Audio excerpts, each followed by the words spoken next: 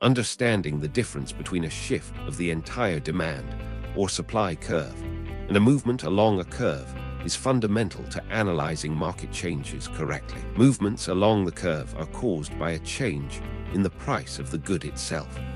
This changes the quantity demanded along the demand curve or the quantity supplied along the supply curve.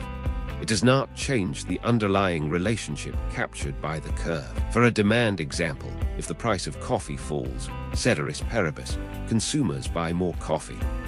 This is a movement downward along the existing demand curve, from a point with high price and low quantity to a point with low price and high quantity.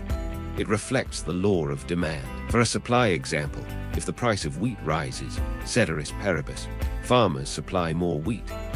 This is a movement upward along the existing supply curve, from a point with low price and low quantity to a point with high price and high quantity.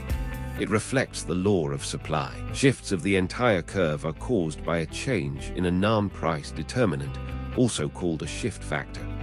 This changes the demand itself, shifting the whole demand curve, or the supply itself, shifting the whole supply curve. At every given price, a different quantity is now demanded or supplied. Demand shift factors include changes in income, distinguishing normal versus inferior goods, prices of related goods like substitutes and complements, tastes and preferences, expectations about future prices or income, and population size or composition. For example, a successful advertising campaign increases consumer desire for electric cars. At every possible price, consumers now want to buy more electric cars than before. The entire demand curve shifts rightward. Supply shift factors include changes in input or resource prices, technology, prices of related goods such as substitutes in production, number of sellers, producer expectations, natural conditions for agricultural goods, and taxes or subsidies. For example, a severe drought destroys coffee crops. At every possible price, producers can now supply less coffee than before. The entire supply curve shifts leftward. The key distinction is to always ask, what caused the change? If the cause is a change in the product's own price, it results in a movement along the curve.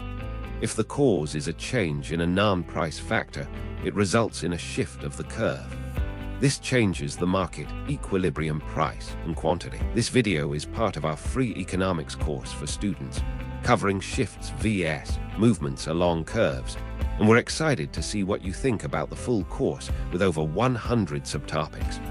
Find the link in the description.